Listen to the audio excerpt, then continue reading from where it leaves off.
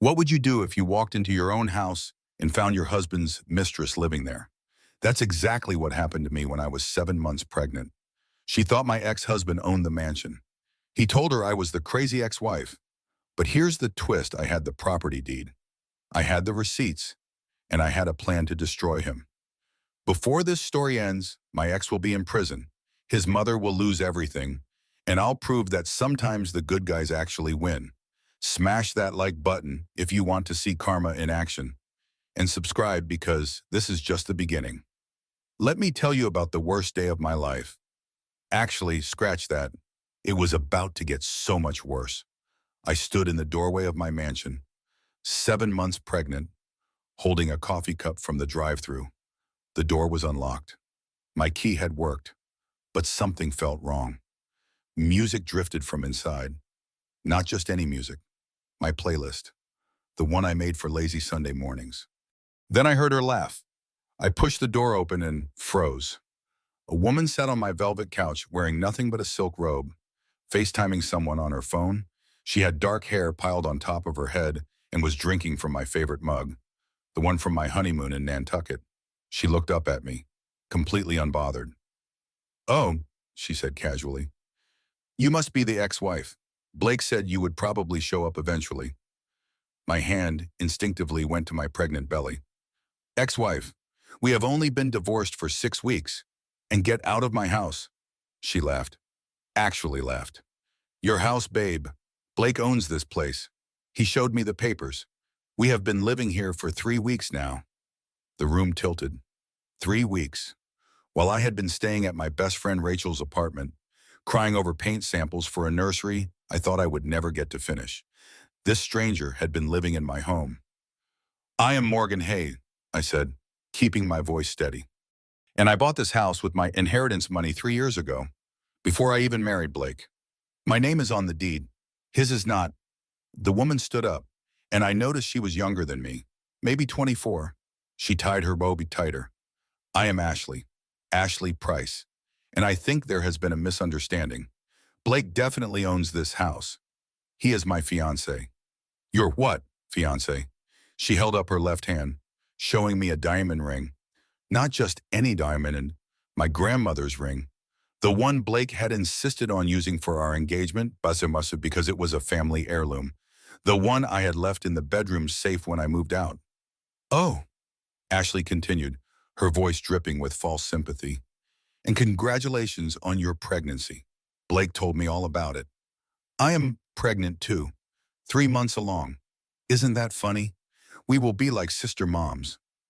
The coffee cup slipped from my hand and shattered on the marble floor. The marble I had spent 2 months selecting. The floor, Blake had said, was too expensive. So I had used money from a design client and never told him. My phone rang. "Blake," I answered, putting it on speaker. "Morgan, what are you doing at my house?" His voice was smooth, confident, the voice that used to make me feel safe. "Your house." My voice came out sharper than I intended. "Blake, you know I bought this house. My name is on the deed. The only deed. The one filed with the county 3 months before we got married." "That is not what my lawyer says. You need to leave.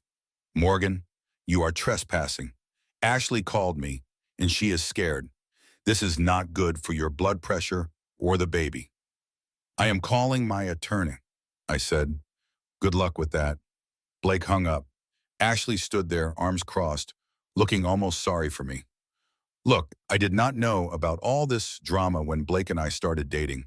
He told me you were vindictive, that you were trying to take everything from him in the divorce." "When did you start dating?" I asked, though I already knew the answer would hurt. "About 8 months ago.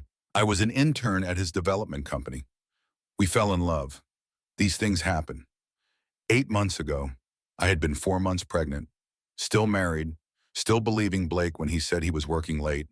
I walked past her, heading toward the home office at the end of the hall, the only room with a separate lock. My office, where I kept all my important documents. "Where are you going?" Ashley called it after me. "You cannot just wander around here." I ignored her. Pulling out my key, the lock turned smoothly. Inside, everything was exactly as I had left it 6 weeks ago. design portfolio stacked on the desk, fabric samples pinned to the board, and in the corner, the safe. I knelt carefully, my pregnant belly making everything awkward, and spun the combination. Right, left, right, my wedding anniversary. I had never changed it. The safe clicked open. Empty. Everything was gone. The property deed, my grandmother's jewelry, my passport, birth certificate, every important document I owned. Looking for something. Ashley stood in the doorway, holding up a folder. Blake moved everything to his attorney's office for safekeeping during the divorce proceedings. That is when I saw it. In her other hand was a document, a quitclaim deed, with my signature at the bottom, except I had never signed it. "This is fraud," I whispered. "No," Ashley said, her voice suddenly harder. "This is what happens when you try to take things that do not belong to you." I pulled myself up, using the desk for support. My baby kicked, strong and insistent, a reminder that I was not just fighting for myself anymore. "Get out of my office," I said, "and get out of my house. Make me." I pulled out my phone and dialed 911. "I need to report a trespasser and identity theft." I told the operator. Ashley's confident smile finally faltered. The police arrived within 15 minutes. 2 officers, one older with gray at his temples, one younger who kept glancing at my pregnant belly with concern. "Ma'am, what seems to be the problem?"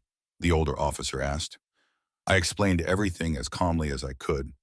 The house, the inheritance, the deed with only my name, Blake's forgery, Ashley living here without permission. Ashley interrupted constantly. "That is not true. Blake owns this house. Show them the deed." "I would love to," I said. "But she is holding it. The forged one." The officer turned to Ashley. "May I see that document?" Ashley hesitated, then handed it over. The officer examined it carefully, then looked at me. "Ma'am, this appears to be a legitimate quitclaim deed with your signature." "It is not my signature. I never signed that document." "I can prove it." "How?" "I have the original deed at my attorney's office, the one filed with the county 3 years ago. The one that shows I purchased this property before my marriage." The younger officer spoke up. "This is a civil matter. We cannot force anyone out based on conflicting documents. You will need to resolve this in court." "But she is living in my house without permission. She has a document that says otherwise. Even if you believe it is fraudulent, that is for a judge to decide." I felt my blood pressure rising. "So I am supposed to just leave while she stays in my house, sleeping in my bed and using my things?" "We can escort you to collect your belongings," the older officer said gently. "But we cannot remove her based on what we see here today." Ashley's smile returned. "See, Blake was right. You are being dramatic." I wanted to scream, to cry, to collapse on the floor and refuse to move. But I was 7 months pregnant and exhausted and suddenly very aware that I was fighting a battle I was not prepared for. "Fine," I said. "I will get my attorney, and I will be back." As I walked out of my own house, past the entryway I had designed, past the living room I had furnished, past the life I had built, I called the only person I trusted completely. "Rachel," I said when she answered. "I need help." "What happened?" "Blake happened. Can I come over?" "I am already putting the kettle on." Rachel Bennett had been my best friend since college. We had met freshman year, roommates by chance, best friends by choice. She owned a small bakery in downtown and had a spare bedroom that had become my refuge 6 weeks ago when Blake had handed me divorce papers with all the warmth of a parking ticket. I drove to her apartment in a daze, my hands shaking on the steering wheel. When I arrived, she opened the door before I could knock, took one look at my face and pulled me into a hug. "Tell me everything," she said. So I did. I told her about Ashley, about the forged deed, about my grandmother's ring on another woman's finger, about feeling helpless in my own home. Rachel listened, her jaw getting tighter with each detail. When I finished, she said, "We are calling Vincent Marshall, right now." Vincent Marshall had been my father's attorney before my father died of a sudden heart attack 5 years ago. He had helped me with the estate, had reviewed the prenuptial agreement Blake and I had signed, had told me I was smart to protect my inheritance. Rachel dialed his number and put it on speaker.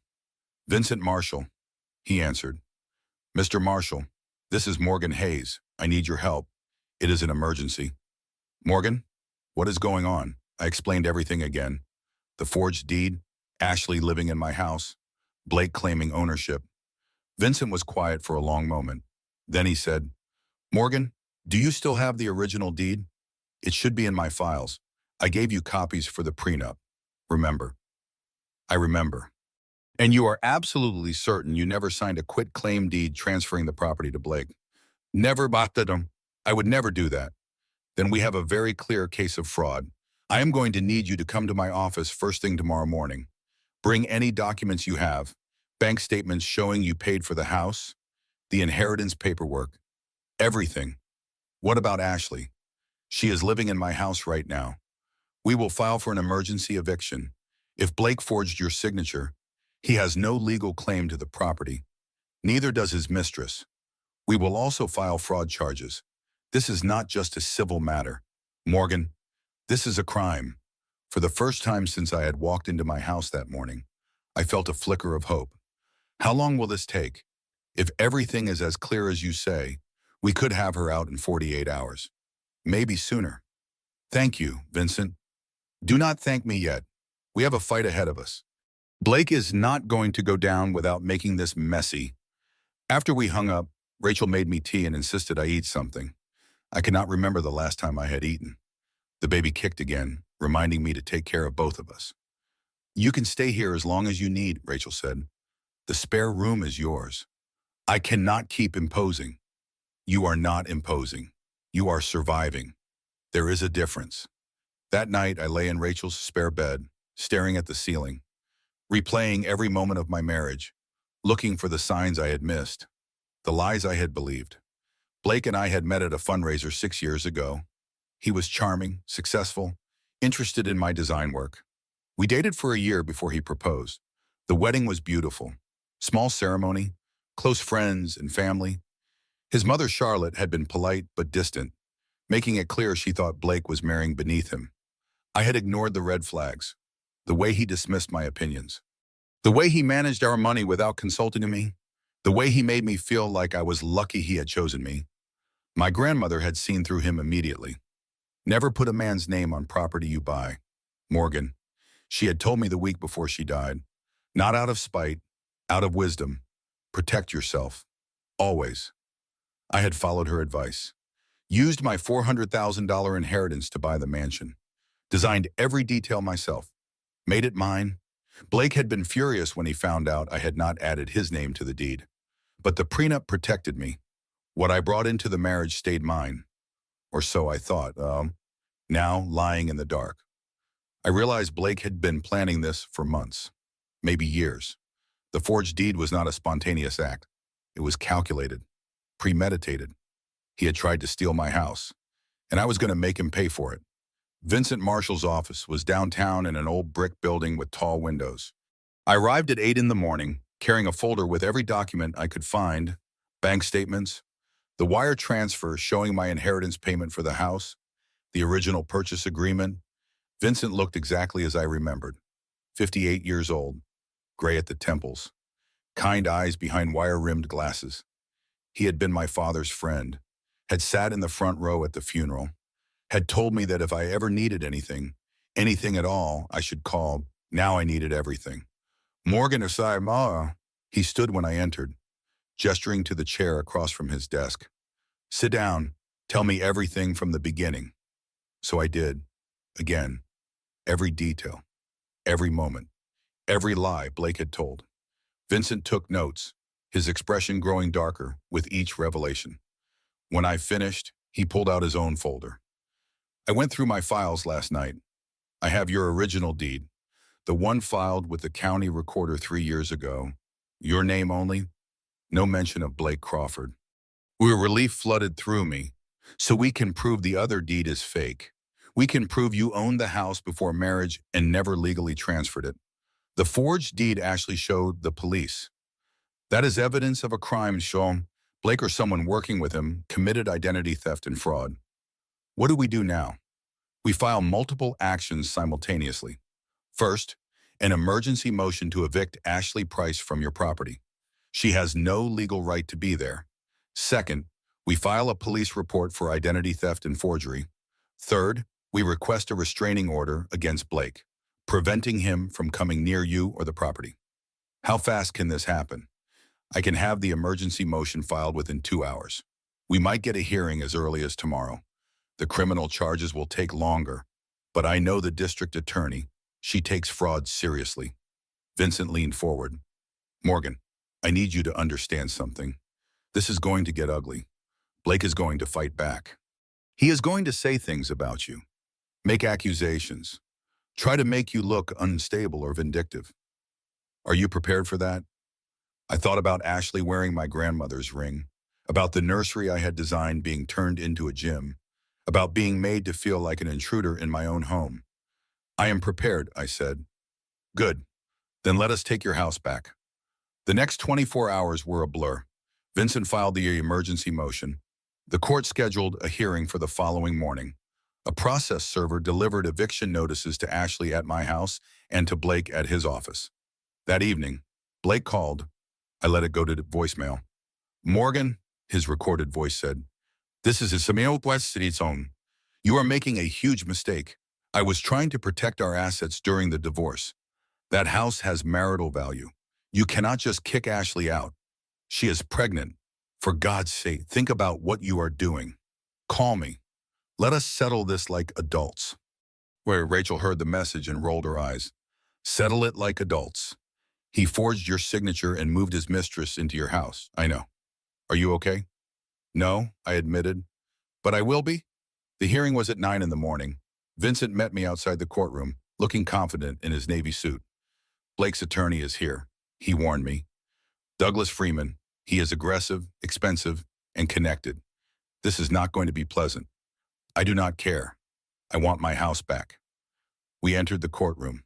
Blake sat on the opposite side with his lawyer, a man in his 50s with slicked back hair and an expensive watch. Blake looked calm, too calm, like he knew something I did not. Ashley was not there. The judge entered. The Honorable Elizabeth Stone, a woman in her 50s with sharp eyes and no-nonsense demeanor. This is an emergency motion to evict Ashley Price from property located at 742 Willow Creek Drive. Judge Stone read from her notes. Mr. Marshall, you represent the plaintiff. Vincent stood before you. Yes, Your Honor.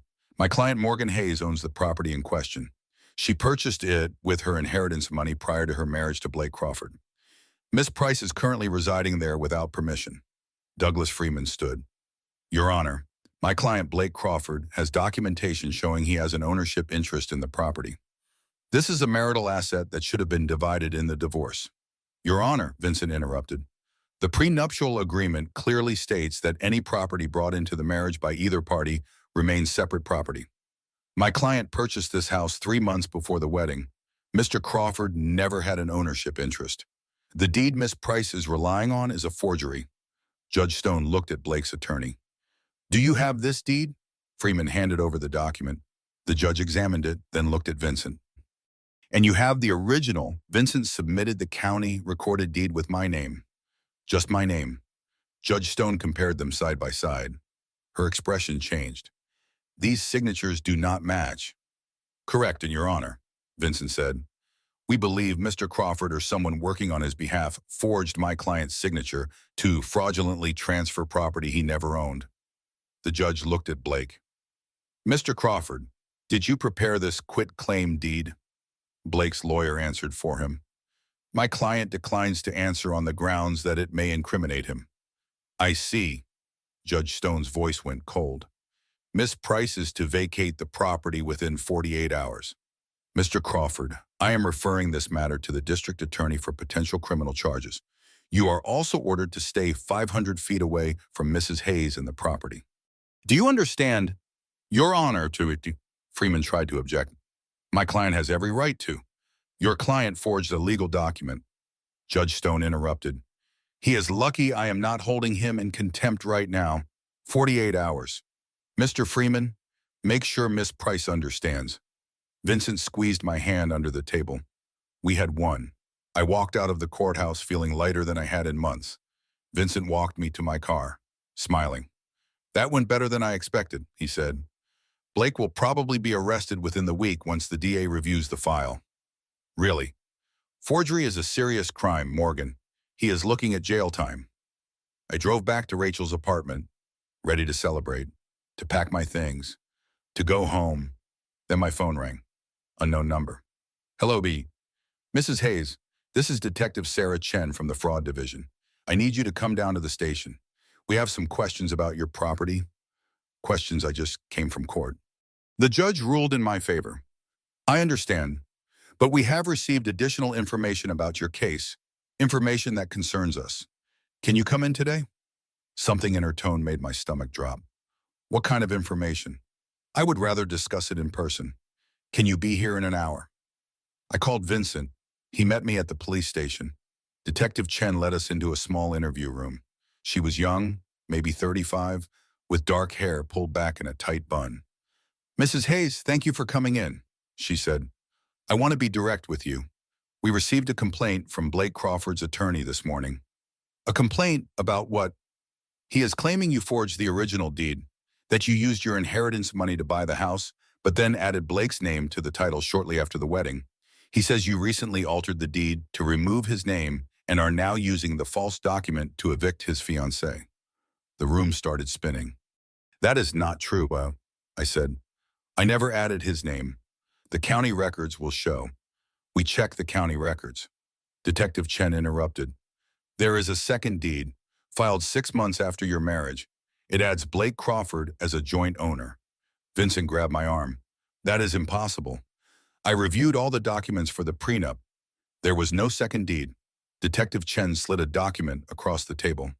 A deed dated 6 months after my wedding, with my signature at the bottom, adding Blake as co-owner. This is not my signature, I whispered. Mr. Crawford claims it is.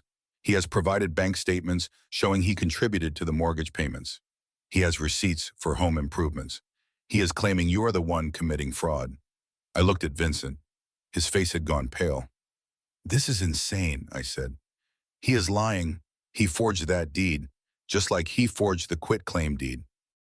Can you prove that? I never went to the county recorder's office to file a second deed. There will be no record of me being there. No signature card. Nothing.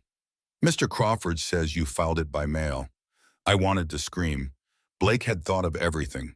He had created a fake paper trail, made it look like I was the criminal. Detective, Vincent said carefully. My client has been the victim of an elaborate fraud. Blake Crawford has been planning this for months. He is trying to steal her house and frame her for his crimes. That may be true, Detective Chen said. But right now, we have 2 deeds, 2 stories, and I cannot determine which one is real without a full investigation. How long will that take? Weeks, maybe months. In the meantime, the eviction order is on hold. Miss Price can stay in the house until we sort this out. No, I said. No, she cannot. That is my house. I am sorry, Mrs. Hayes. Until we determine ownership, nobody is being evicted. Oh, I stood up so fast my chair fell backward. This is exactly what Blake wanted. He lied and cheated and forged documents. And now I am being treated like the criminal. Detective Chen stood too. I understand you are upset, but I have to follow the evidence. And right now, the evidence is contradictory. Vincent drove me back to Rachel's apartment because I was shaking too hard to drive myself. We sat in his car outside her building. He is going to win, I said. Blake is going to take my house and there is nothing I can do. That is not true. We will fight this. We will prove Blake forged that second deed. How he has thought of everything. He probably has witnesses who will say they saw me file the paperwork. He probably has a whole fake story ready. Then we find the truth. We hire investigators. We get handwriting experts. We do whatever it takes. I looked at Vincent. I cannot afford this. The divorce already cost me $40,000. My business is barely staying afloat. I am 7 months pregnant. I do not have unlimited resources to fight Blake. Let me worry about the costs. Vincent, your father was my friend. I am not going to let his daughter lose everything because of a con artist. We will figure it out. But as I climbed the stairs to Rachel's apartment, I felt the weight of reality crushing me. Blake had not just tried to steal my house. He had succeeded. Even if I eventually won in court, it would take months, maybe years. And in the meantime, Ashley would be living in my home, sleeping in my bed, raising Blake's child in the nursery I had designed for my own baby. I had won the battle in court that morning, but I was losing the war. I spent the next 3 days barely leaving Rachel's apartment. Vincent was working around the clock, filing motions, gathering evidence, preparing for the fight ahead. Then came the next blow. "Morgan," Vincent said when he called on day 4, "Blake has filed a countersuit." "For what?" "He is claiming you owe him $600,000 for improvements he made to the house during your marriage." I almost dropped the phone. $600,000. That is insane. What improvements? "He has receipts, new appliances, landscaping, a renovated master bathroom. He is saying he paid for everything and you are trying to claim sole ownership of a house he helped build." "Vincent, those receipts are fake. Blake did not pay for those things. I did. With my design business income." "Can you prove it?" That was the problem. I had used cash for some purchases, client checks that I had deposited into our joint account before Blake and I separated.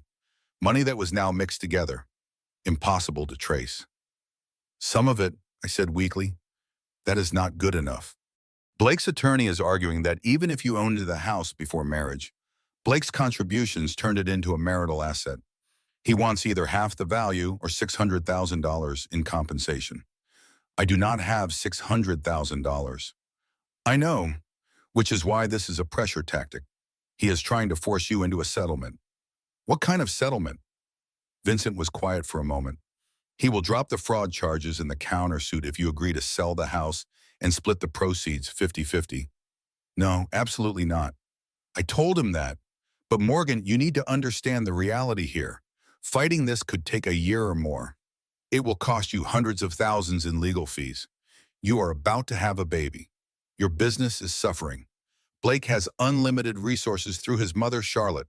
He can drag this out forever. So I should just give up, let him win." I am not saying that. I am saying we need to be strategic. If we can prove the second deed is forged, everything else falls apart. That is our focus. After Vincent hung up, I sat on Rachel's couch, staring at nothing. Rachel came home from the bakery and found me there.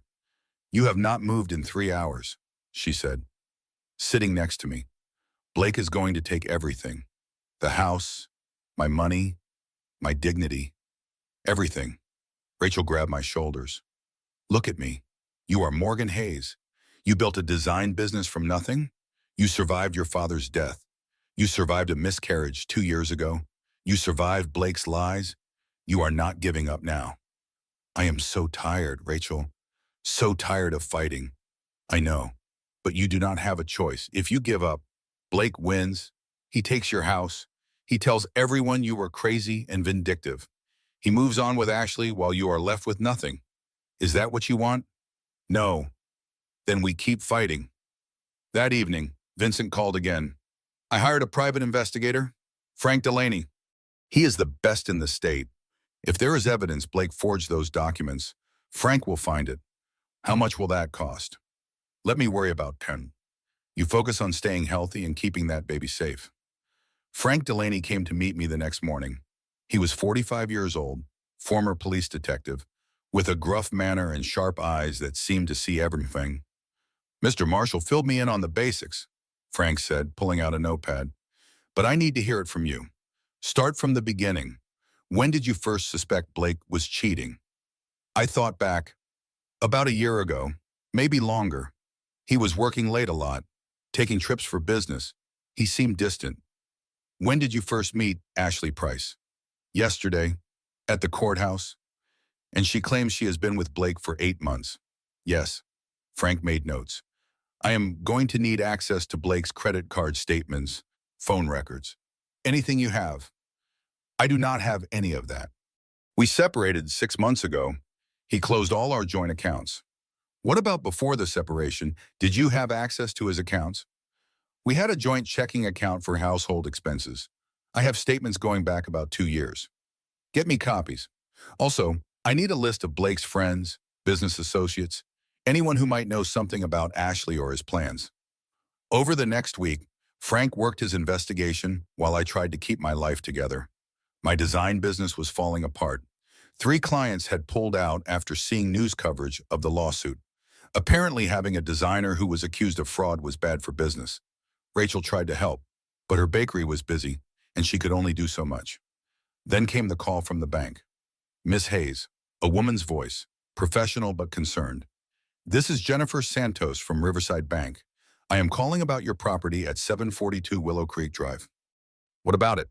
We show that you took out a home equity line of credit 6 months ago for $500,000. Your first payment was due last month and we have not received it. I am calling to arrange payment. The room tilted. I did not take out any loan. I am looking at the paperwork here. It is definitely your property. Your signature is on the application. That is not possible. I did not apply for any loan. There was a pause. Miss Hayes, are you saying this is fraudulent? Yes, someone forged my signature, just like they forged the property deed. Another pause. Longer this time. I see. Well, in that case, you need to file a police report and send us documentation. But I need to inform you that whether the loan is fraudulent or not, there is a lien against your property. If the loan is not paid, we will have to initiate foreclosure proceedings. You are going to take my house because someone committed fraud. We are going to recover our money. The house is the collateral. I am sorry, but that is how these loans work. After she hung up, I called Vincent immediately. Blake took out a loan against my house, I said, my voice shaking. $500,000. The bank is threatening foreclosure. Vincent swore, something I had never heard him do. When? 6 months ago, right before we separated. Where is the money? I have no idea. I never saw it. This is bad, Morgan, really bad. Even if we prove Blake forged your signature, the bank is going to want their money back. They do not care about your divorce drama. They want $500,000 plus interest. I do not have that kind of money. I know. Let me call the bank. See if we can work something out. In the meantime, Frank needs to find that money. If Blake took out the loan, he has it somewhere. We need to track it down. I hung up and immediately threw up in Rachel's bathroom. The stress was affecting my pregnancy. My doctor had warned me to stay calm, to avoid anxiety. But how was I supposed to stay calm when Blake was destroying my entire life that night? I could not sleep. Every time I closed my eyes, I saw Ashley in my house, saw Blake's smug face, saw my grandmother's ring on another woman's finger. At 2 in the morning, my phone buzzed. A text from an unknown number. Stop fighting. You cannot win. Take the settlement and move on, or things will get worse. I screenshot the message and sent it to Vincent and Frank. Frank called me back immediately. Do not respond. This is good evidence. Shows consciousness of guilt. Blake is scared. He should be. I am going to destroy him. That is the spirit. Now get some sleep. Tomorrow is a big day. Why, what is happening tomorrow? We are going to Ashley's apartment. I want to talk to her without Blake's lawyers present. See what she knows. The next morning, Frank picked me up in his black sedan. We drove to Ashley's old apartment across town. She had not moved all her belongings out yet. Frank knocked on the door. After a moment, Ashley answered. She looked different without makeup. Younger, vulnerable. Who are you? She asked. Frank Delaney. I am a private investigator working for Morgan Hayes. Ashley tried to close the door. Frank put his foot in the way. I just want to talk, he said. 5 minutes, that is all. I have nothing to say to you. Ashley, boom, I said, stepping forward. Blake is lying to both of us. Whatever he told you about me, whatever he promised you, it is not true. Blake loves me. Blake loves money. He is using you, just like he used me. You are just bitter because he left you. He did not leave me. I left him. After I found out he had been stealing from me, and now he is stealing from you too. Ashley hesitated. What are you talking about? Frank pulled out his phone, showing her bank records. Blake took out a $500,000 loan against Morgan's house. Where do you think that money went? I do not know. His business. No, his business is failing. Has been for months. Did he tell you that? Ashley's face changed, just slightly, a crack in her confidence. Did he tell you he is being investigated for fraud? I asked. That he is going to be arrested. You are lying. I am not. Call his attorney if you do not believe me. Or call the district attorney. They will confirm it. Ashley looked between us, uncertainty creeping in. Blake said you were crazy, that you were trying to ruin him because he moved on. Blake says a lot of things. Most of them are lies. Frank handed Ashley a business card. If you want to talk, call me. Anytime. Because when Blake goes down, and he will go down, you do not want to go down with him. We left Ashley standing in her doorway, looking smaller than before. On the drive back, Frank said, she knows something. I can tell. Give her a few days to think about it. She will call. You think she will turn on him? If she is smart, she will. Blake has been lying to her, just like he lied to you. Nobody likes being played. 2 days later, Ashley called. I want to meet, she said. Just you and me, no investigators, no lawyers. Okay, where? The coffee shop on Main Street. Tomorrow at 3. I showed up early, nervous. Ashley arrived exactly at 3, wearing jeans and a sweater, looking nothing like the confident woman I had met at my house. She sat down across from me and said, I am not pregnant. Of all the things I expected her to say, that was not one of them. What? I lied. I told Blake I was pregnant to get him to leave you faster, to make him choose me, but I am not actually pregnant. Does Blake know? Not yet. I have been faking it, buying time, trying to figure out how to tell him without losing him. I did not know whether to laugh or cry. This whole nightmare had been based on lies within lies. Ashley, why are you telling me this? Because I found something. She pulled out her phone, showing me a video. Blake, sitting in what looked like a hotel room, talking to someone off camera. His voice came through clearly. Morgan is too stupid to figure it out. By the time she realizes what I have done, I will have sold the house and moved the money offshore. She will be left with nothing, not even her dignity. The screen showed a date stamp, 3 months ago. Who is he talking to? I asked. Tyler Ross, his business partner. You recorded this. I record everything. Blake taught me that. Always have insurance. He said, protect yourself. So I did. I have hours of recordings. Blake talking about forging the deed, about the loan, about his plans to bankrupt you. I stared at her. Why are you giving this to me? Ashley's eyes filled with tears. Because I am not a bad person. I did a bad thing. I slept with a married man. I helped him lie to you. But I am not a criminal. Blake is, and I do not want to go to prison for him. What does Blake know about these recordings? Nothing. I kept them as backup, in case he tried to throw me under the bus. Smart. I learned from the best liar I have ever met. Ashley stood up. I am going to send these to you. All of them. Send them however you want. I am done with Blake Crawford. After she left, I sat there, stunned. The recordings would change everything. Prove Blake's intent. Prove the forgery. Prove he had planned this entire scheme. I called Vincent immediately. We have him, I said. We finally have him. Vincent filed the new evidence immediately. The recordings were damning. Blake's voice clearly admitting to fraud, to forgery, to planning to steal my house and leave me with nothing.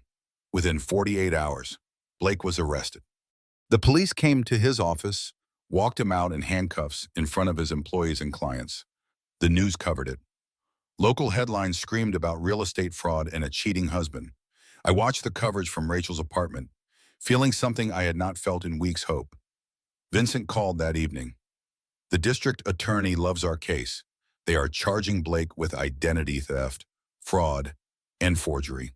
He is looking at serious prison time if convicted. What about the house? The court has lifted the hold on the eviction. Ashley has already moved out. You can go home. Morgan, it is over. I cried, actually sobbed with relief, after weeks of fighting, of feeling powerless, of watching Blake manipulate the system. Justice was finally happening. The next morning, I drove to my house. my mansion, my home. I used my key, walked inside. The house smelled different, like cheap perfume in someone else's life.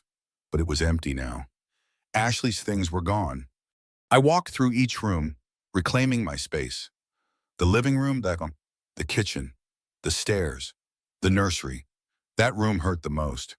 Ashley had painted over my carefully chosen yellow. The crib I had bought was gone. In its place was nothing but empty space. But it was my empty space, and I could fill it however I wanted. I called a locksmith, had all the locks changed the alarm code, bought new sheets for my bed, started the process of erasing Blake and Ashley from my home. That afternoon, Vincent called again. "Morgan, we need to talk. In person, can I come to the house?" Something in his tone made my stomach drop. "What is wrong?" "I will explain when I get there."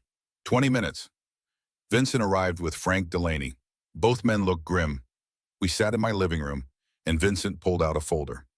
"The district attorney called me this morning. He said, Blake made bail. Already how? His mother, Charlotte, put up $2 million. Blake is out. And Morgan, there is more. Blake has filed for emergency custody of your unborn child." The room spun. "He what?" "He is claiming that the stress of the legal battle is endangering the pregnancy, that you are emotionally unstable, that he needs to protect his child from you." "That is insane. I am the victim here." "I know, but Blake has hired an expensive attorney. Douglas Freeman has connections to judges, politicians, everyone who matters in this city, and they are playing dirty." Frank spoke up. "We have discovered something else. That $500,000 loan Blake took out. The money is gone. He moved it to offshore accounts. We are trying to trace it, but it is complicated. The bank does not care. They still want their money. How much time do I have?" 60 days, Vincent said. "If you cannot pay $500,000 in 60 days, the bank will foreclose on your house." I felt like I was drowning. I do not have that kind of money. My business is barely surviving.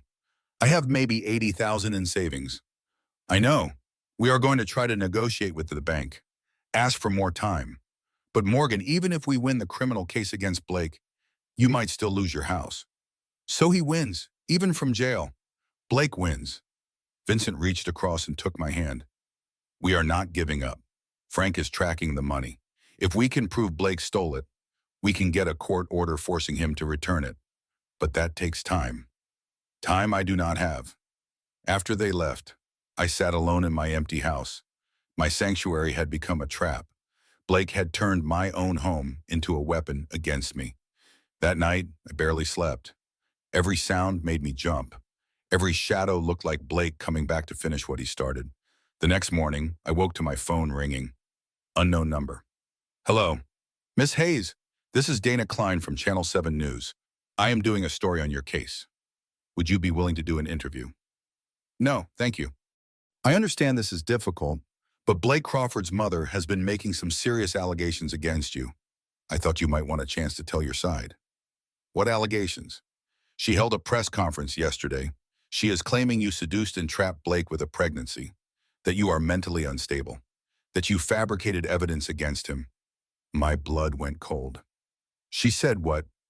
"It is all over the news. I can send you the footage if you want. But Miss Hayes, if you do not tell your side, Charlotte Crawford's version becomes the truth." "Send me the footage." Dana emailed me a video link. I clicked it, my hands shaking. Charlotte Crawford stood at a podium outside Blake's office, dressed in an expensive suit, looking like the perfect grieving mother. "My son is being persecuted by a vindictive ex-wife," she said into the cameras. "Morgan Hayes trapped Blake with a pregnancy. When he tried to leave her, she fabricated evidence to destroy him. She forged documents. She manipulated the legal system. And now my son, a good man who made the mistake of marrying the wrong woman, is facing prison time for crimes he did not commit." Charlotte held up papers. "I have evidence of Morgan's mental instability. Text messages where she threatened Blake. Medical records showing she has been treated for depression. She is not fit to be a mother.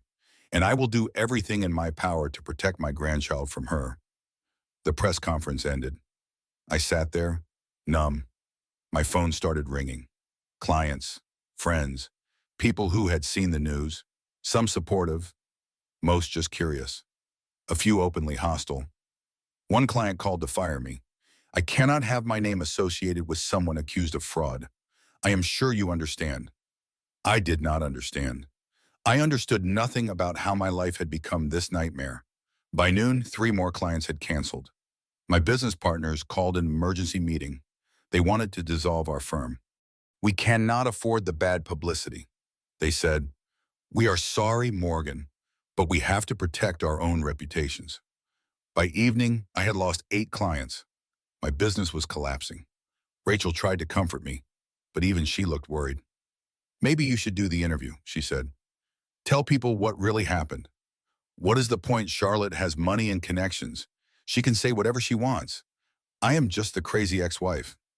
That night, I lay in bed, feeling my baby kick. Strong, insistent movements. A reminder that I was not just fighting for myself anymore. My phone buzzed. Another news alert. Blake Crawford's attorney claims new evidence proves ex-wife's fraud. I clicked the link. Douglas Freeman had held his own press conference. He claimed to have evidence that I had forged the original deed, that I had been planning to steal the house from Blake all along. Morgan Hayes is a calculated con artist, Freeman told reporters.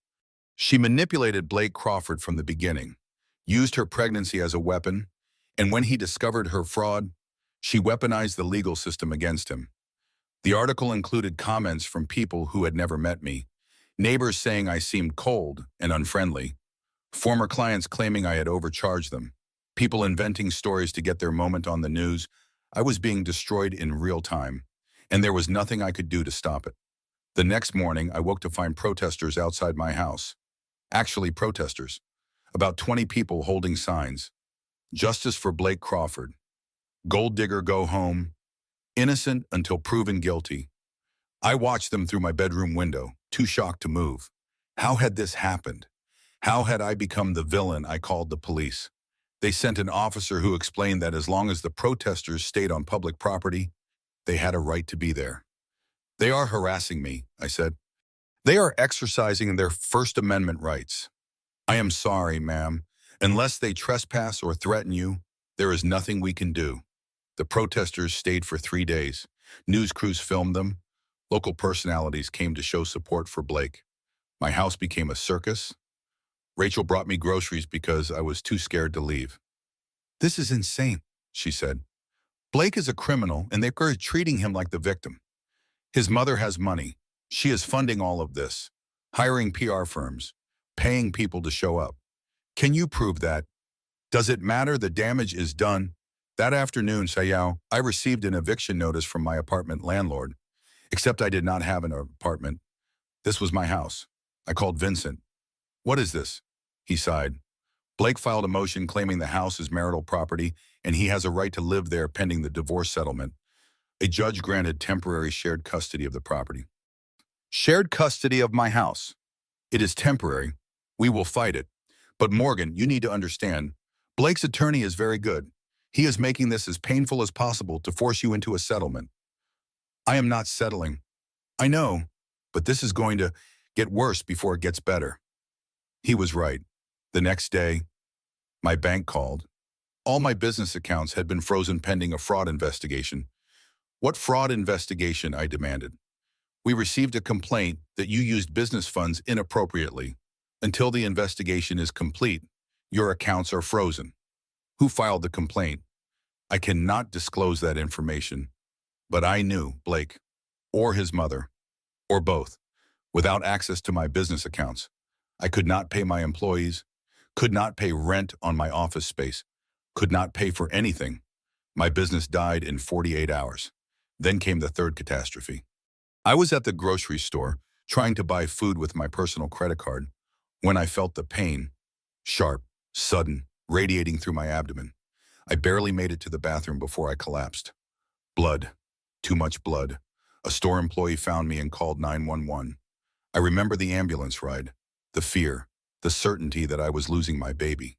At the hospital, they rushed me into emergency care. Doctors, machines, voices asking me questions I could not answer. Hours later, a doctor sat beside my bed. Miss Hayes, you are in early labor. You are only 31 weeks. We have stopped the contractions for now, but if this happens again, we may not be able to stop it. Is my baby okay? For now, yes, but you need to stay off your feet. No stress, complete bed rest for the next several weeks. I cannot. I have to fight Blake. I have to save my house. If you do not rest, you will lose your baby. Is your house worth that? The question hit me like a physical blow. Was fighting Blake worth risking my child's life? I spent 3 days in the hospital. Rachel stayed with me the whole time. Vincent visited, looking more worried than I had ever seen him. Blake's attorney is trying to use your hospitalization against you, he said quietly.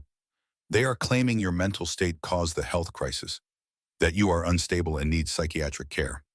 I am pregnant and stressed because my ex-husband is destroying my life. That is not mental illness. I know, but they are going to make it look that way. When I was finally released, the doctor gave me strict instructions. Bed rest, no stress, monitor the baby constantly. If you have any more contractions, any more bleeding, you come back immediately. Do you understand? I understood. I was trapped. If I kept fighting Blake, I risked losing my baby. If I stopped fighting, I lost everything else. That night, lying in my bed at Rachel's apartment because I was too scared to stay alone in my house with protesters outside, I hit rock bottom. I called Vincent. What if I settle? What if I just give Blake what he wants? Morgan, I am serious.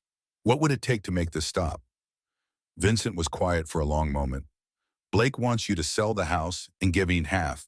He wants you to drop all criminal charges, and he wants 50-50 custody of the baby when it is born. 50-50 custody. He is a criminal. He has not been convicted yet, and his attorney is arguing that your health issues make you an unfit mother. A judge might agree. I started crying, big, ugly sobs that I could not control. I cannot do this anymore. Vincent, I cannot fight him. He is destroying me. I know. I am so sorry.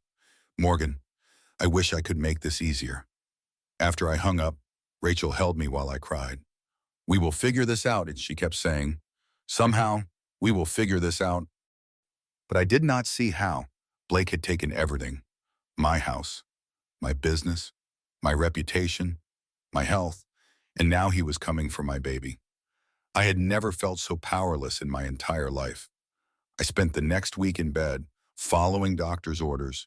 No stress, no fighting, just rest and monitoring my baby. Then my phone rang. Unknown number. Hello, Mrs. Hayes. This is Detective Sarah Weber from the Fraud Division. I need you to come down to the station. We have some questions about your property. Questions I just came from court. The judge ruled in my favor. I understand, but we have received additional information about your case. Information that concerns us. Can you come in today? Something in her tone made my stomach drop. What kind of information? I would rather discuss it in person. Can you be here in an hour? I called Vincent. He met me at the police station. Detective Weber led us into a small interview room. She was young, maybe 35, with blonde hair pulled back in a tight bun and sharp blue eyes that missed nothing. Mrs. Hayes, thank you for coming in, she said. I want to be direct with you. We received a complaint from Blake Crawford's attorney this morning. A complaint about what he is claiming you forged the original deed, that you used your inheritance money to buy the house, but then added Blake's name to the title shortly after the wedding. He says you recently altered the deed to remove his name and are now using the false document to evict his fiancée. The room started spinning. That is not true, I said. I never added his name. The county records will show. We checked the county records. Detective Weber interrupted.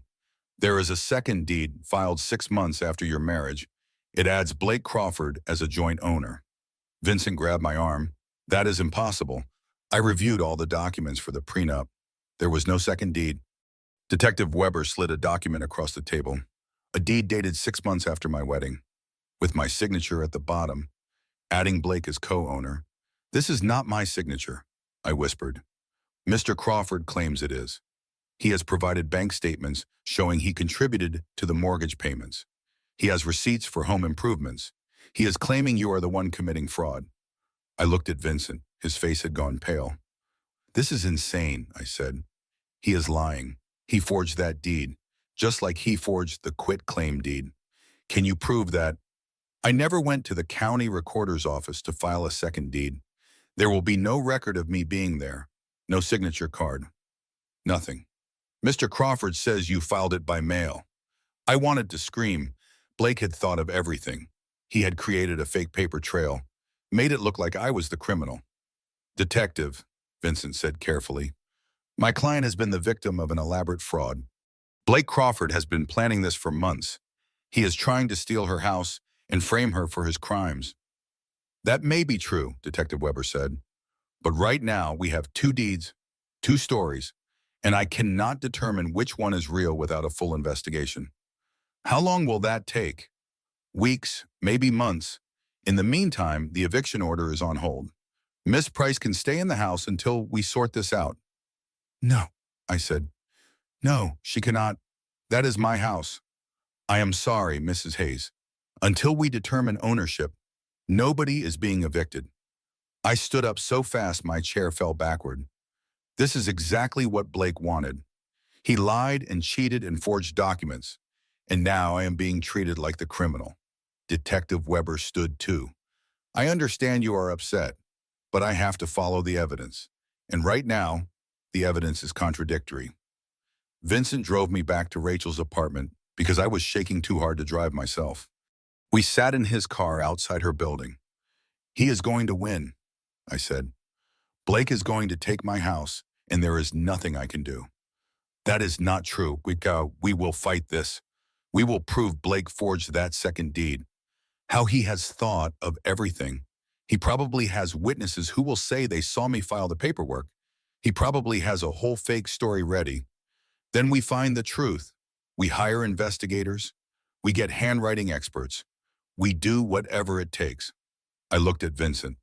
I cannot afford this. The divorce already cost me $40,000. My business is barely staying afloat. I am 7 months pregnant. I do not have unlimited resources to fight Blake. Let me worry about Vincent, your father was my friend. I am not going to let his daughter lose everything because of a con artist.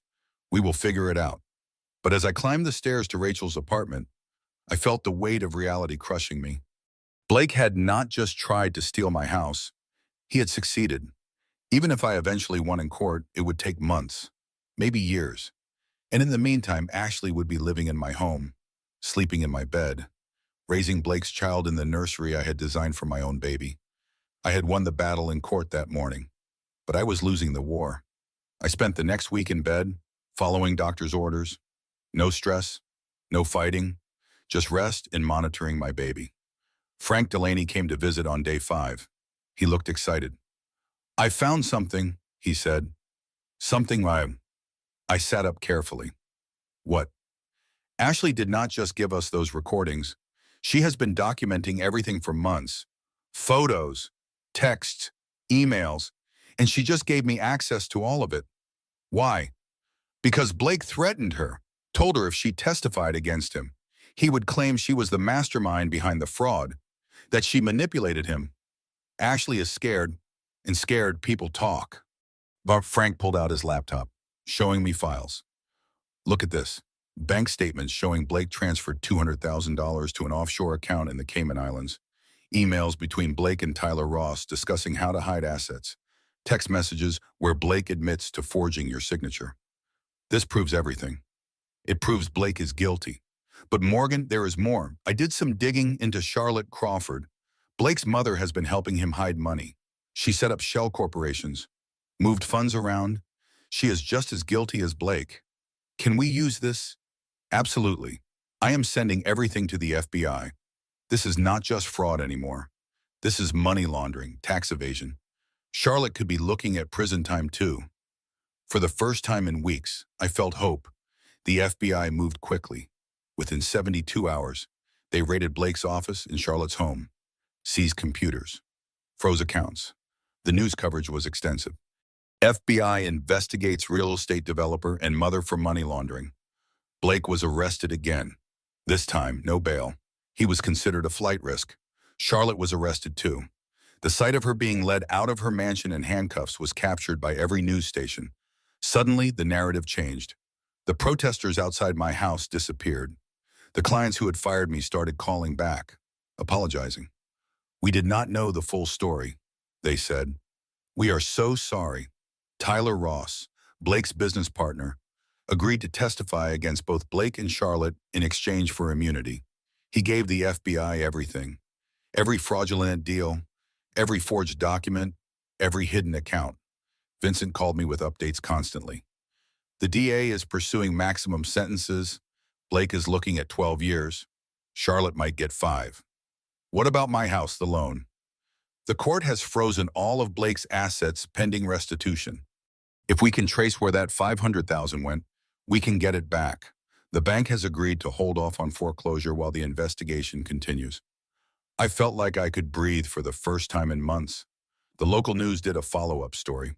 This time, the narrative was different. Pregnant designer exposes ex-husband's $2 million fraud scheme. They interviewed Vincent.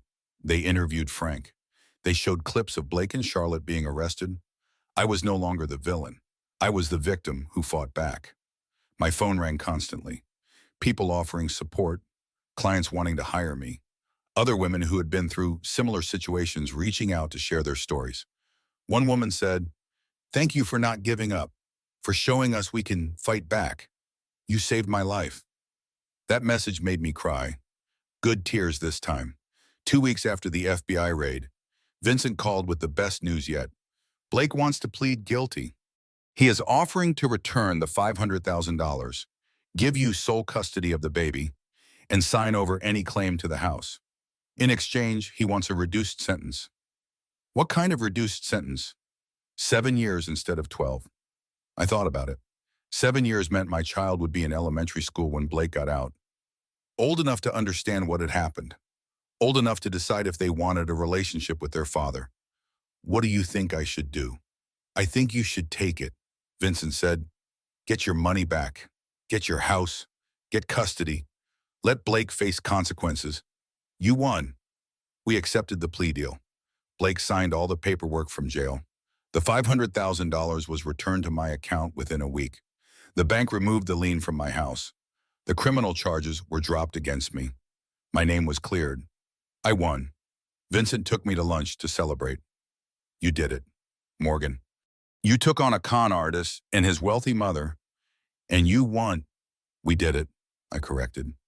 "I could not have done this without you and Frank and Rachel." "What are you going to do now?" "Go home, finish the nursery, have my baby, start over. You deserve it." That evening, I went back to my house, my mansion, my home. I walked through every room, seeing it with fresh eyes. This was not just property anymore. This was proof that I could survive anything. I went to the nursery and started painting. Golden yellow, the color of new beginnings. Rachel came over to help. We painted together, laughing, making plans for the future. "You should start dating again," Rachel said. "Find someone who actually deserves you." "Maybe, eventually. Right now, I just want to focus on being a mother." My phone rang. "Vincent." "Morgan, I need you to sit down." The happiness drained out of me instantly. "What is wrong?" "Blake posted bail." "That is impossible. You said he was not getting bail." "Someone put up $2 million. I do not know who yet. But Blake is out. And Morgan, he has filed for emergency custody of your unborn child." The phone almost slipped from my hand. "He what?" "His attorney filed an emergency motion this morning. They are claiming your health issues during pregnancy prove you are unfit to be a mother. That Blake needs to protect his child from you. There is a hearing tomorrow morning." "This cannot be happening. We had a deal. He signed the papers." The deal was about the house and the money. Custody was separate. His attorney found a loophole. After Vincent hung up, I stood in the half-painted nursery, paintbrush still in my hand, feeling my carefully rebuilt world crashing down again. Blake was not done. He was never going to be done. And this time, He was coming for my baby. The courthouse was packed. Blake's attorney had somehow gotten the media interested in the custody hearing. Cameras everywhere. Reporters shouting questions. Vincent held my arm, steering me through the crowd. Do not say anything. Not a word. Inside the courtroom, Blake sat with Douglas Freeman, looking clean-cut in an expensive suit, like he had not been arrested twice, like he had not committed multiple felonies, like he was the victim. Judge Stone presided again. She looked tired and frustrated. This is an emergency custody hearing regarding the unborn child of Morgan Hayes and Blake Crawford, she announced. Mr. Freeman, you filed this motion. Present your arguments. Freeman stood, looking confident. Your Honor, my client Blake Crawford is deeply concerned about his child's welfare. Miss Hayes has experienced multiple health crises during this pregnancy. She was hospitalized for early labor. Her doctor has ordered complete bed rest. These health issues, combined with her ongoing mental health struggles, make her unfit to care for a newborn. What mental health struggles? Vincent stood up. Miss Hayes does not have any diagnosed mental health conditions. Freeman pulled out papers. I have medical records showing Miss Hayes has been treated for depression and anxiety. I have testimony from her former therapist. That is privileged information. Vincent interrupted. You cannot submit that. The therapist released the records with proper authorization. Authorization from whom? From Blake Crawford, as the child's father. Judge Stone banged her gavel. Gentlemen, one at a time. Mr. Freeman, continue. Freeman submitted document after document. A psychiatrist's report I had never seen. Photos of me that had been doctored to make me look unstable. Testimony from Blake's mother claiming I had threatened to harm myself. All lies, but presented with such confidence that I could see the judge considering them. Your Honor, Freeman continued, we are not asking for sole custody. Just temporary custody until Miss Hayes can prove she is stable and capable of caring for an infant. The child's safety must come first. Vincent stood, his voice strong. Your Honor, this is harassment. Blake Crawford is a convicted felon. He forged documents. He stole money. He committed fraud. The only reason he is out of jail is because someone paid his bail. And now he wants custody of a child he has never shown any interest in. My client has always wanted to be a father. Freeman said. Miss Hayes prevented him from being involved in the pregnancy. She cut off contact, refused to let him attend doctor's appointments. She has been alienating him from his child since the beginning. Because he was committing crimes against me, I shouted. Judge Stone looked at me. Miss Hayes, you will have your chance to speak. Mr. Marshall, control your client. Vincent put a hand on my shoulder. Your Honor, may I present our evidence? Proceed. Bowen Vincent submitted the recordings Ashley had given us. Blake's voice admitting to fraud, planning to steal my house, calling me names, plotting to destroy me. He submitted medical records showing my pregnancy had been healthy until the stress of Blake's legal battles caused complications. He submitted testimony from my doctor, from Rachel, from Frank Delaney. But Freeman had an answer for everything. The recordings were taken out of context. My medical issues proved instability. My support system was biased. The hearing lasted 4 hours. By the end, I was exhausted, terrified, and ready to collapse. Judge Stone finally spoke. I am going to take this under advisement. I will issue a ruling in 48 hours. In the meantime, Miss Hayes, you are not to leave the state. Mr. Crawford, you are to stay 500 feet away from Miss Hayes at all times. Court is adjourned. Vincent drove me back to Rachel's apartment. I could not stop shaking. He is going to get custody, Barry. I said, I know it. The judge was listening to him. We presented strong evidence. The recordings alone should be enough. But what if they are not? What if Blake gets custody of my baby? Vincent did not answer, because he did not know either. That night, I could not sleep, could not eat, could not think about anything except losing my child. At 2 in the morning, my phone rang. Unknown number. I almost did not answer, but something made me pick up. Miss Hayes, a woman's voice, young, scared. Who is this? My name is Jessica. I used to date Blake. Before he met you, I saw the news about the custody hearing. I need to talk to you. About what? About what Blake did to me. about why he should never be around children. My heart stopped. What did he do? Can we meet tomorrow and have evidence? Things that will help your case. We arranged to meet at a coffee shop the next morning. I called Vincent immediately. This could be huge, he said, or it could be a trap. I am coming with you. Jessica showed up looking terrified. She was maybe 28, with dark circles under her eyes and nervous hands. Thank you for meeting me, she said. I almost did not reach out, but I could not live with myself if Blake got custody of a child. Tell us what happened, Vincent said gently. Jessica pulled out her phone. Blake and I dated for 2 years.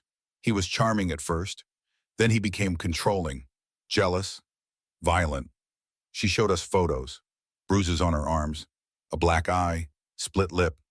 I filed a police report once. Blake talked his way out of it, said I fell, said I was clumsy. The police believed him. His mother paid me $20,000 to drop the charges and disappear. Why did not this come up in our investigation, Vincent asked. Because Charlotte had the record sealed, made it disappear. But I kept copies, screenshots, medical records, everything. Vincent looked at the evidence, his face growing darker. This changes everything. Miss Hayes, we need to file this immediately. Will it be enough? I asked. It should be. If Blake has a history of violence, no judge will grant him custody. We rushed back to Vincent's office. He filed an emergency motion with Judge Stone, submitting all of Jessica's evidence. That afternoon, Blake's attorney called. My client is withdrawing his custody motion. Just like that, it was over. Vincent hung up and looked at me. He knew we found Jessica. He is backing off because he knows he will lose. I started crying. So it is really over. He cannot take my baby. He can try again later. But with this evidence, he will not win. Your baby is safe. But I should have known Blake would not go quietly. The next day, new headlines appeared. Blake Crawford claims ex-wife fabricated evidence. Freeman held another press conference, this time claiming Jessica was lying. That I had paid her to make false accusations. That this was a conspiracy to destroy Blake's reputation. Morgan Hayes is desperate, Freeman told cameras. She will stop at nothing to keep my client from his child. She has manufactured evidence, bribed witnesses, manipulated the system. The media circus started again. People taking sides. Blake's supporters claiming he was being persecuted. My supporters pointing to his criminal convictions. Then Blake made his biggest mistake. He called me. Morgan. His voice on the phone was different. Not charming anymore. Not smooth.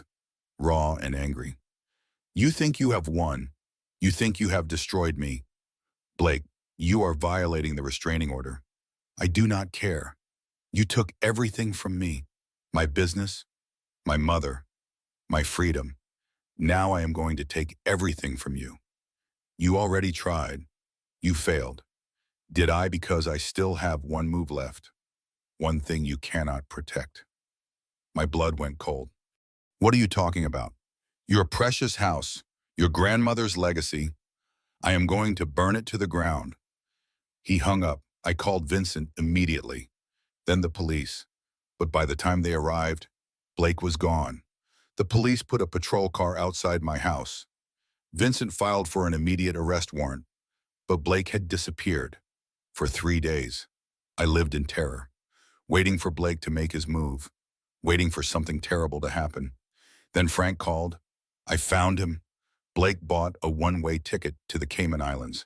He is trying to flee the country. Tomorrow, Boston, he has been hiding in a motel near the airport. I alerted the FBI. They are moving in now. The FBI arrested Blake at the motel. When they searched his room, they found detailed plans. Plans to burn down my house, plans to drain his remaining offshore accounts, plans to disappear forever. And they found something else. Documents showing Charlotte had known about Blake's plans all along. That she had been helping him prepare to flee. Both Blake and Charlotte were charged with additional crimes: conspiracy to commit arson, obstruction of justice, witness tampering. The judge revoked Blake's bail permanently. He would stay in jail until trial. Charlotte's bail was revoked too. The trial happened 3 months later. I was 8.5 months pregnant, sitting in the front row, watching justice happen. The prosecution presented overwhelming evidence. The recordings, the bank records, Jessica's testimony, Tyler Ross's testimony, the FBI's findings.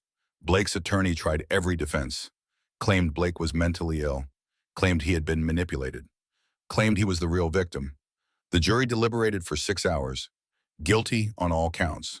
Blake stood as the verdict was read, his face finally showing the truth. He had lost, completely and utterly lost. Judge Stone scheduled sentencing for 2 weeks later. During those 2 weeks, I finally let myself believe it was over. Blake was going to prison. My house was safe. My baby was safe. At the sentencing hearing, the judge allowed me to give a victim impact statement. I stood slowly, my pregnant belly making everything awkward, and walked to the podium. Blake sat at the defense table, refusing to look at me. "I do not hate you with that," I said, my voice steady. "I pity you. You had everything, a home, a wife, a child on the way. You threw it away for money and lies. You hurt people who trusted you. You destroyed life. And for what? A boat. Some trips, a mistress who left you the moment things got hard." Blake flinched. "I hope prison teaches you something. I hope you learn that people are not possessions, that trust matters, that actions have consequences. But mostly, I hope you stay away from me and my child. We do not need you. We never did." I walked back to my seat. Vincent squeezed my hand. Judge Stone spoke. "Blake Crawford, you have been found guilty of identity theft, fraud, forgery, money laundering, and conspiracy to commit arson. These are serious crimes that have caused significant harm. I am sentencing you to 12 years in federal prison, followed by 5 years probation. You are ordered to pay full restitution to your victims, including Morgan Hayes. Do you understand?" Blake nodded mutely. "Charlotte Crawford," the judge continued, "you aided and abetted your son's crimes. You helped him hide assets. You attempted to help him flee justice. I am sentencing you to 3 years in federal prison." Charlotte gasped. Her attorney tried to argue. The judge silenced him with a look. "Both of you have shown a complete disregard for the law and for other people. You have earned these sentences. Court is adjourned." Bailiffs led Blake and Charlotte away in handcuffs. Outside the courthouse, reporters swarmed. Vincent had prepared a statement. "Justice has been served today," he read. "Blake Crawford committed serious crimes against Morgan Hayes and others. He will now face the consequences.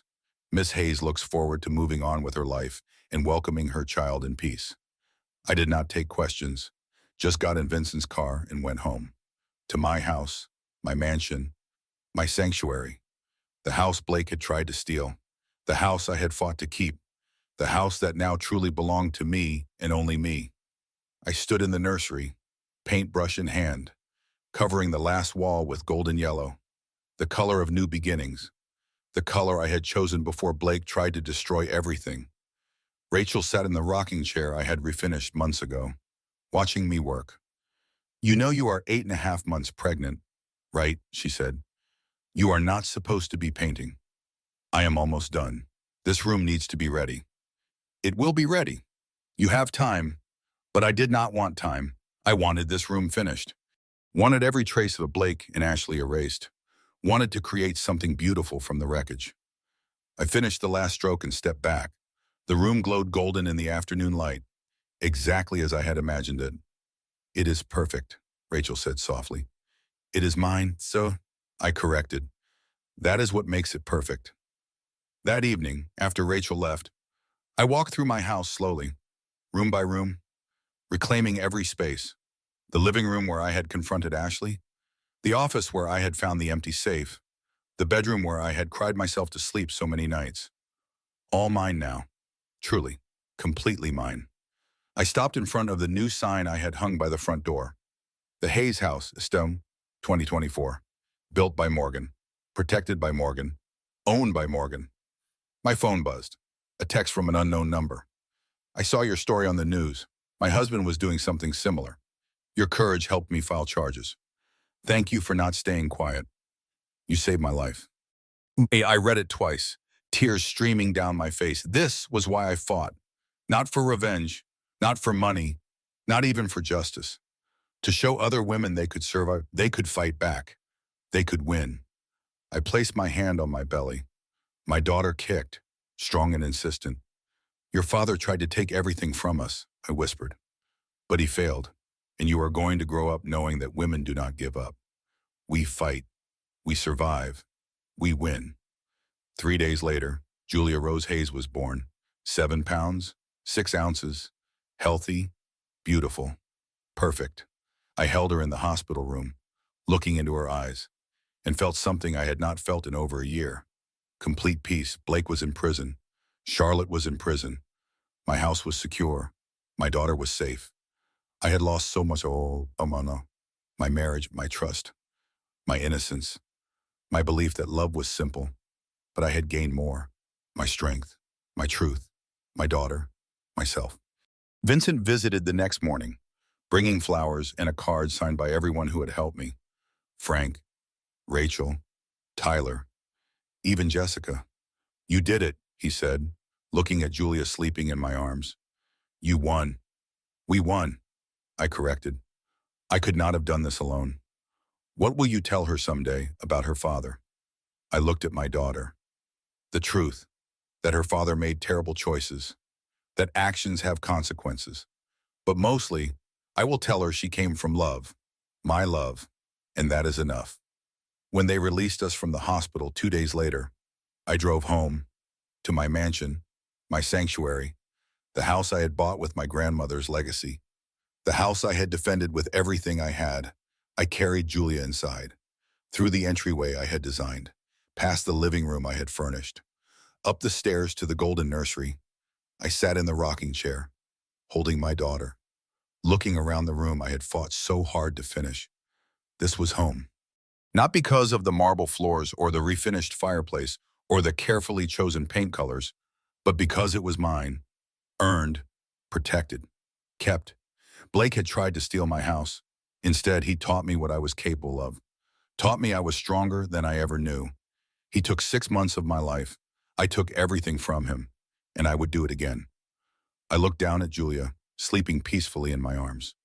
Welcome home, sweetheart, I whispered. This is where you will grow up, where you will be safe, where you will be loved. This is ours, and nobody can ever take it from us. Outside, the sun was setting. Golden light streamed through the nursery windows, the color of hope, the color of new beginnings, the color of freedom.